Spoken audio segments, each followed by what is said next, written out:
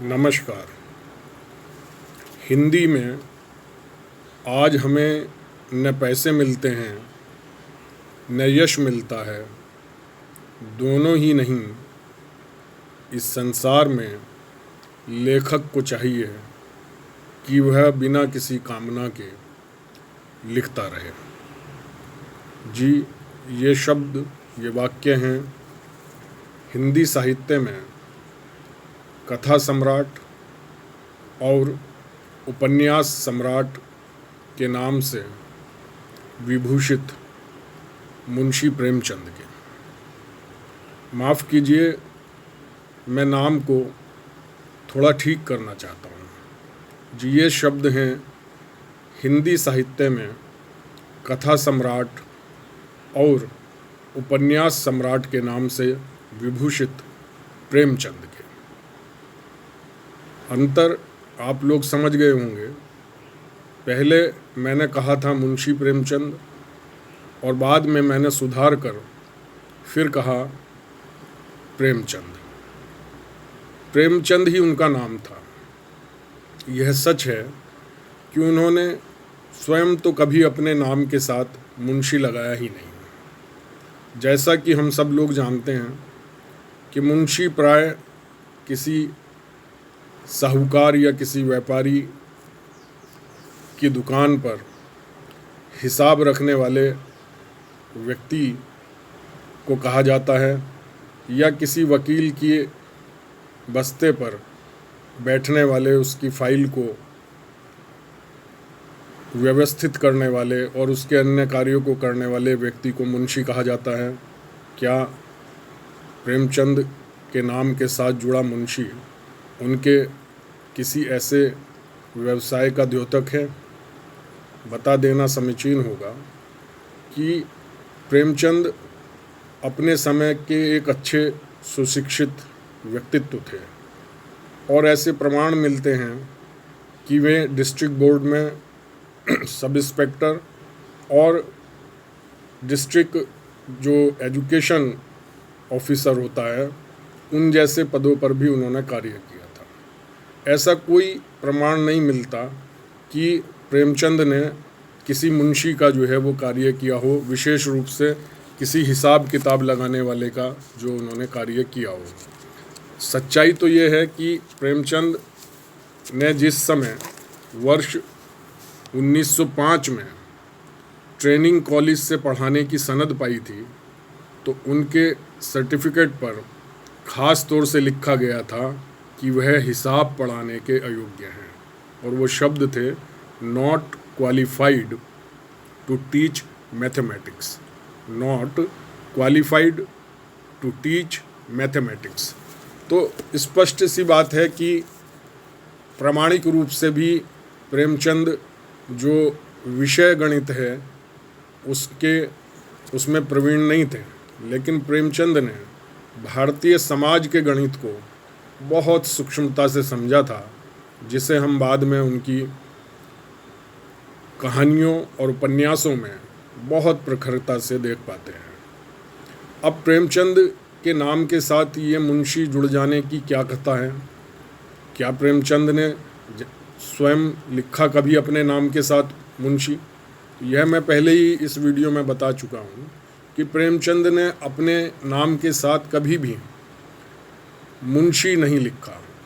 लेकिन वर्ष 1880 में जन्मे प्रेमचंद, जिनका जन्म 31 जुलाई को हुआ था 1880 में, ने जब वर्ष 1930 में महात्मा गांधी जी की प्रेरणा से हंस का प्रकाशन शुरू किया, जो उस समय की एक प्रतिष्ठित पत्र या पत्रिका मानी गई, तो उसमें उस समय के एक राजनेता, विद्वान और लेखक जो थे, विशेष रूप से गुजराती और अंग्रेजी के लेखक, और वो वकील भी थे, कन्हैयालाल माणिकलाल मुंशी, इनको महात्मा गांधी के कहने से उस हंस में जो है वो संपादक के रूप में उनका नाम दिया गया, और साथ में नाम दिया गया प्रेमचंद का।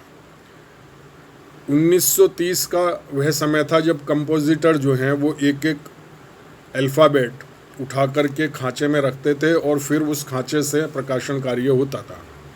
तो जो दोनों का नाम समानांतर रूप से एक ही पंक्ति में रखा गया और वो लिखा गया के.एम. मुंशी, और फिर थोड़ा गैप देकर लिख दिया गया प्रेमचंद। इस प्रकार से दोनों संपादकों के नाम 1930 में हंस में समानांतर जो है वो एक पंक्ति में आए। लेकिन हम लोग ये जानते हैं कि हंस अपने प्रकाशन के 2 वर्ष के अंदर ही अंग्रेजी शासन को हिला चुका था। उस समय हंस में राजनीतिक विचार भी छपते थे, देश की स्थितियों के बारे में भी छपता था और बहुत प्रकारांतर से जो है देश प्रेम की बातें भी छाप दी जाती थी। तो 2 वर्ष के बाद कुछ समय के लिए हंस का प्रकाशन बंद करना पड़ा। लेकिन जो लोग उसके पाठक हो चुके थे उन्हें अंत का मुंशी याद रहा और इधर प्रेमचंद जी का इकलौता नाम जो है वो याद रहा। हुआ ये कि जब हंस नियमित रूप से आगे प्रकाशित हुआ तब तक उन 2 वर्षों में लोगों की ज़ुबान पर मुंशी प्रेमचंद यह नाम जो है वो चढ़ चुका था। और उत्तर भारत के इन क्षेत्रों में, क्योंकि प्रेमचंद के.एम. मुंशी से ज़्यादा प्रतिष्ठित थे, उस क्षेत्र में तो के.एम. मुंशी प्रतिष्ठित थे, उत्तर भारत में प्रेमचंद जो है वो प्रतिष्ठित थे। तो हल्के हल्के उनका नाम लोगों की ज़ुबान पर मात्र प्रेमचंद ना रहकर मुंशी प्रेमचंद हो गया। और यह आप समझ चुके होंगे कि मुंशी के.एम. मुंशी के अंत का इधर जो है वो जुड़ा था। तो इस प्रकार एक हिंदी का लेखक कंपोजिटर के कारण, कुछ समय उस पत्रिका के बंद रहने के कारण और स्वाभाविक रूप से मुंशी नाम के पहले आता है, इसलिए एक जनधारणा के कारण प्रेमचंद के नाम से पूर्व जुड़ गया, जबकि उसका लेना देना प्रेमचंद से नहीं था। उसका वह नामांश था के.एम. मुंशी जी का। उनका हम सरनेम भी उसे कह सकते हैं, जो पता नहीं किस प्रकाशन प्रक्रिया से और लोगों की सामान्य धारणा से प्रेमचंद जी के साथ जुड़ गया और कालांतर में प्रेमचंद जो हैं वो मुंशी प्रेमचंद के नाम से जाने लगे। लेकिन विडंबना यह हुई कि बाद में जब कुछ प्रकाशकों ने, विशेष रूप से प्रेमचंद जी के बाद जब उनकी पुस्तकें छापी तो उसमें भी उनका नाम मुंशी प्रेमचंद ही लिख दिया गया। लेकिन ऐसा उन प्रकाशकों के द्वारा किया गया जो बहुत साहित्य के समर्पित प्रकाशक नहीं थे, व्यवसायी थे। इस गलती का दुष्परिणाम यह भी हुआ कि आम जनता और सुशिक्षित लोग भी उनको मुंशी प्रेमचंद के नाम से ही लिखने लगे और अब संबोधित भी करने लगे अपने विभिन्न वक्तव्यों में। मैं व्यक्तिगत रूप से अनेक ऐसी सभाओं में गया हूँ प्रेमचंद संबंधित, जिनके बैनर्स पर ही जो है वो मुंशी लिखा हुआ था, मुंशी प्रेमचंद। और जब मेरा वक्तव्य आया तो मुझे ये स्पष्ट करना पड़ा कि भाई मुंशी जी वो नहीं थे, उनका विशुद्ध नाम मात्र प्रेमचंद ही है। क्योंकि मेरी जो ये यूट्यूब्स हैं, जो वीडियो हैं, वो नेपाल, ऑस्ट्रेलिया और कनाडा और भारत के अनेक जो प्रतिष्ठित ग्रुप हैं उन सब में ये जा रही है।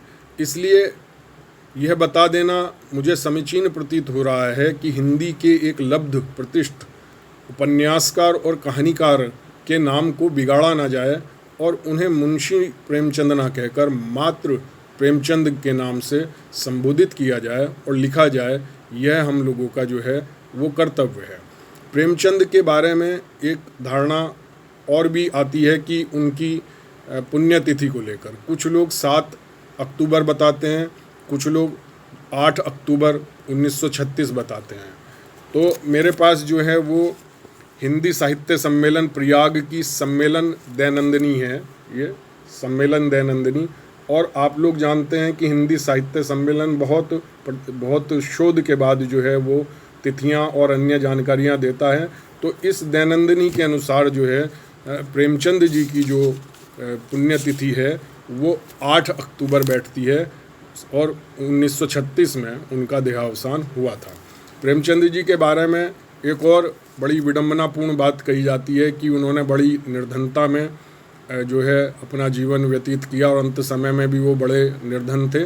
आज इस वीडियो का उद्देश्य तो वह नहीं है, लेकिन मैं स्पष्ट करना चाहता हूँ कि जो लोग प्रेमचंद के बारे में बहुत शोधपूर्ण पढ़ना चाहते हैं वे डॉक्टर रामविलास शर्मा लिखित प्रेमचंद और उनका युग यह पुस्तक अवश्य पढ़ें। तो उन्हें स्पष्ट होगा कि प्रेमचंद जो है वो अपने जीवन के अंत तक एक अच्छे धन संपन्न व्यक्ति थे और उनके पास कोई आर्थिक अभाव जो है वो नहीं था। लेकिन आज के इस वीडियो का उद्देश्य मात्र मुंशी प्रेमचंद और प्रेमचंद के संदर्भ में सही स्थिति जो है बताना था। इस वीडियो को सिविल सर्विसेज और अन्य जो प्रादेशिक जो सिविल सर्विसेज हैं उनकी तैयारी करने वाले विद्यार्थी भी जो हैं वो शेयर कर रहे हैं प्रतिष्ठित ग्रुप्स के अलावा। तो मैं आप लोगों के लिए ही आज इस वीडियो को लेकर आया हूं कि आप ये स्पष्ट कर लीजिए कि मुंशी प्रेमचंद कहना पूर्णतः गलत है। मात्र प्रेमचंद ही उनका नाम था और इसी नाम से हमें अपनी जो प्रतियोगितात्मक परीक्षाएं हैं उनमें उनके बारे में लिखना चाहिए। मात्र प्रेमचंद कहकर लिखना चाहिए। मुंशी प्रेमचंद कहकर यदि आप लिखते हैं या किसी सभा विशेष में अपना वक्तव्य देते हैं तो आप गलत होते हैं। यही उद्देश्य मात्र आज इस वीडियो को बनाने का था। वे प्रेमचंद हैं, मुंशी प्रेमचंद कदापि नहीं है। आज प्रेमचंद जी की पुण्यतिथि है। जैसा कि मैंने कहा 8 अक्टूबर 1936 को न केवल भारत वरन विश्व के इस महान उपन्यासकार और कहानीकार का देहावसान हुआ था। इस अवसर पर यह जानकारी देते हुए कि वे मात्र प्रेमचंद थे, मुंशी प्रेमचंद नहीं, हम उन्हें अपनी श्रद्धांजलि अर्पित करते हैं। और ये हम लोगों का कर्तव्य है, जब हम किसी विशिष्ट व्यक्तित्व के विषय में श्रद्धांजलि अर्पित करते हैं तो हम उनके सच के बारे में, उनके नाम के कम से कम सच के बारे में जो है उनके क्षेत्र विशेष के लोगों को परिचित कराएं। उसी उद्देश्य से आज यह वीडियो मैंने बनाया है। प्रेमचंद को हम सभी की बहुत बहुत श्रद्धांजलि और हमारा नमन। उनके कारण हिंदी साहित्य अपनी एक पहचान रखता है विश्व पटल पर और उन्हीं के कारण हम भारतीय समाज को जो है वो बहुत गहनता से समझ सकते हैं। उन्हें पुनः श्रद्धांजलि। और याद रखिए कि जब भी अब आप भविष्य में उनके नाम का प्रयोग करें तो कृपया कहें प्रेमचंद उपन्यास एवं कहानी सम्राट। धन्यवाद, नमस्कार। मुझे उम्मीद है कि इस जानकारी परक वीडियो को आप अधिक का अधिक लोगों तक अवश्य पहुंचाएंगे। नमस्कार।